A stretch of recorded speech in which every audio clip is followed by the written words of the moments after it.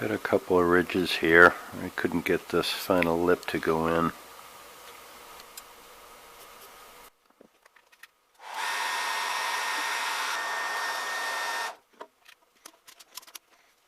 Well, I got it on. Now I can't get it off. Well, and there that is. As of right now, it barely fits. I'll have to let it cool.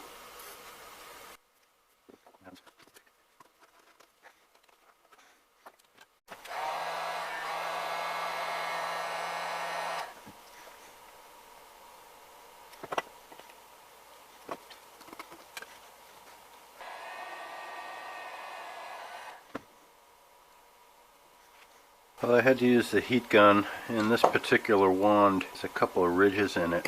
So I took advantage of this high spot to get the notch area of the adapter into it. Looks like it worked. I don't know how well it's going to stay. This is still reasonably warm, not too bad. It fits on that okay, and it fits into there. Trouble is I have silicone on everything. I'm not sure how much that's distorting the friction fit. Yeah, that doesn't seem to be quite sticking the way I wanted. Maybe if I heat this up, it'll relax a little bit and get back to its previous shape.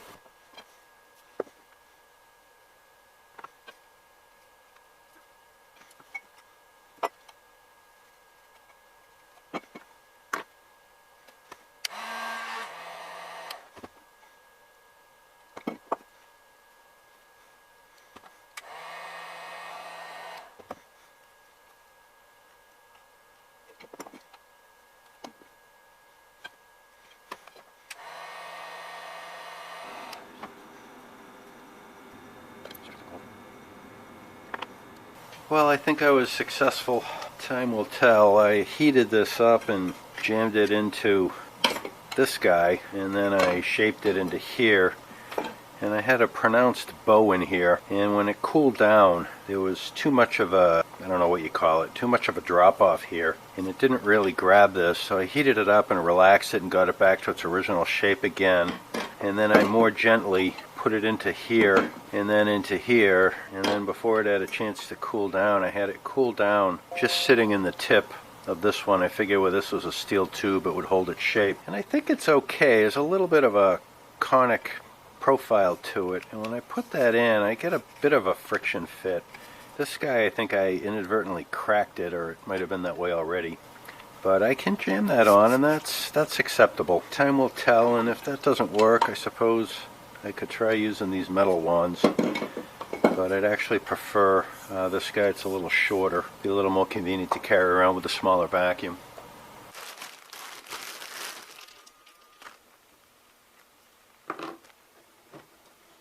Well, it doesn't come with instructions, but it appears as though that just snaps into there like that. I am not sure what this is for. This looks like it would slide in like so, and this must clip onto something else. Wish I knew. Put it down.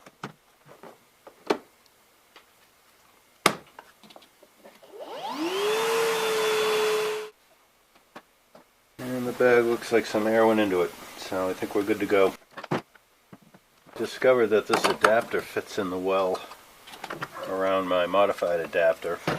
Not sure why I'd ever need this, but I have it. I went and purchased this adapter thinking it might help, and the hose does not fit in or engage, and these ends likewise do not engage.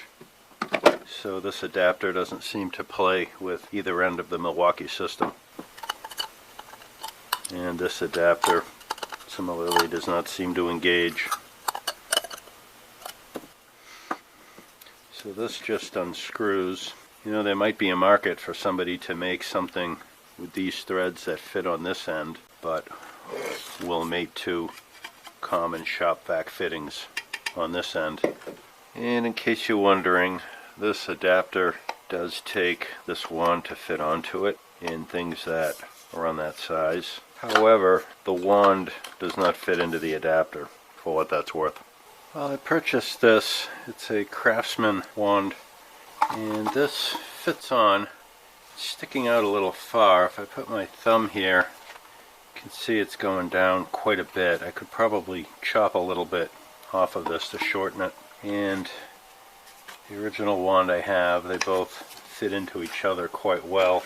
And with my modified hose end, that fits in pretty well, but it's kind of loose. This is kind of a waxier plastic than this guy. So I think what I'm going to do is I'm going to put this end on here. That's a pretty good fit. And then I'll put this end on here, and that'll give me a pretty good wand.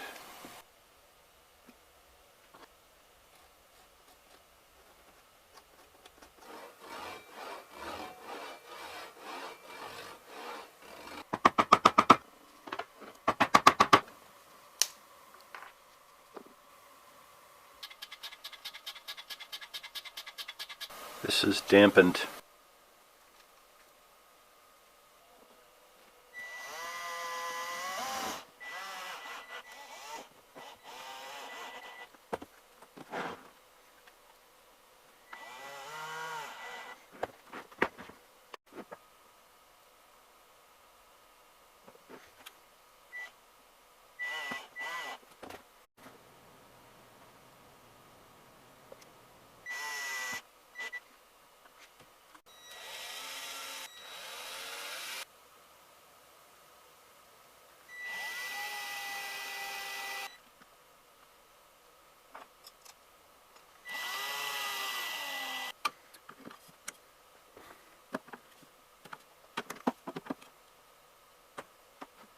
Well, I've used this thing a few times, and I think I can give you my review of it. Unfortunately, it's mixed. On the plus side, the fact that it's cordless is absolutely huge, and I like the fact that it's small and it's lightweight, and it has a bag and a great filter, which again is huge, because in my opinion, if you're going to bother to suck up all the dust, you want to make sure it's contained within the vacuum.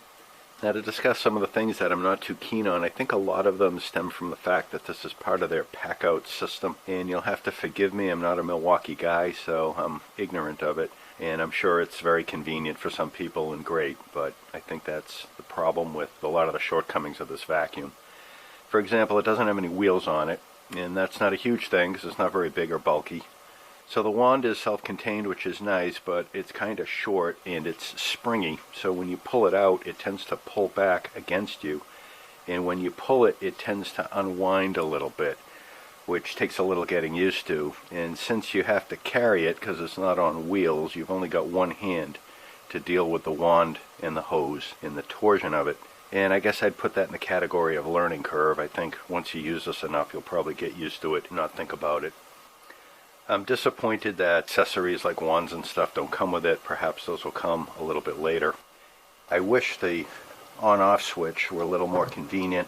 When you're carrying this, when you're looking at it from above, it's hard to see it, and being battery operated, you want to be a little cognizant of turning the thing off when you're not using it, and the switch is a little bit hard to get to. It would be ideal if the switch were up here on the handle or even on the top of the machine where it was easy to see. The DeWalt battery that I have in it lasts about 20 minutes, and at first I thought that was a real long time. But once I started vacuuming, I realized 20 minutes goes by pretty quickly. I did 3 stairwells with this vacuum, and each stairwell takes about 5 minutes, and the battery was pretty well depleted down to 1 bar, and that wasn't a huge amount of vacuuming. And that kind of brings me to another thing. The exhaust port on this is in the back here.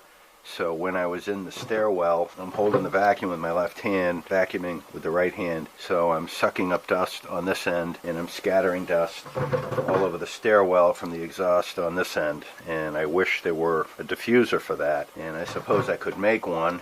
I'd have to get one of these wonky fittings and modify it, but that's yet another project. Perhaps Milwaukee will come out with these things in the future. I certainly hope so, but at the moment it's just something you're gonna have to deal with. But I don't want to sound like I'm coming down too hard on this thing. The fact that it's cordless and has a great filtration system makes this probably my go-to vacuum. Personally, I think if Milwaukee made a vacuum like this that wasn't limited by the pack-out form factor, then you'd really have a great product there. And maybe they do, for all I know. Like I say, I'm not a Milwaukee guy, so I know in my research I couldn't find it.